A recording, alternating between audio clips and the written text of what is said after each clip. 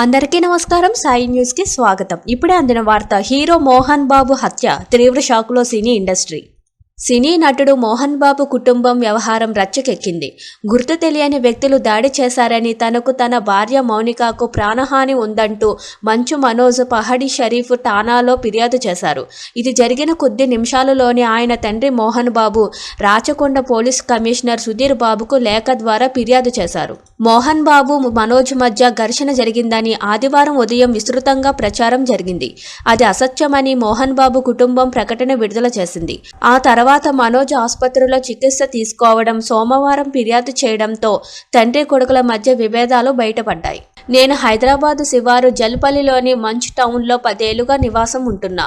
నా చిన్న కుమారుడు మనోజ్ నా ఇంటి నుంచి వెళ్లిపోయి 4 నెలల క్రితం తిరిగొచ్చాడు. అతడు కొందరు అసంఘిక శక్తులతో కలిసి ఈ నెల 8న ఆదివారం నా ఇంట్లో అలజడి సృష్టించి వెళ్లిపోయాడు. నేను నిద్రపోయాక రాత్రి 9 గంటలకు తిరిగొచ్చాడు. సోమవారం తెల్లవారుజామున ఇంటికి సమీపంలో కొందరు గుర్తు తెలియని వ్యక్తులు గమనించా.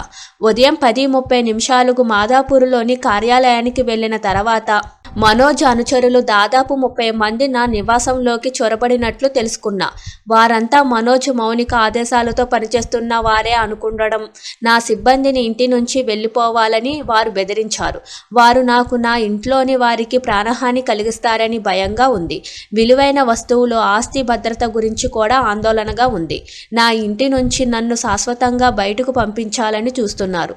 మనోజ్, మౌనిక నా ఇంటిని బలవంతంగా స్వాధీనం చేసుకోవడానికి ఈ పథకం వేసినట్లుంది. ఈ ఇద్దరిపై వారి అనుచరుల మీద చర్యలు తీసుకోవాలి, నాకు తగిన భద్రత కల్పించండి అని మోహన్ బాబు తన ఫిర్యాదులో పేర్కొన్నారు. Thank you for watching this video.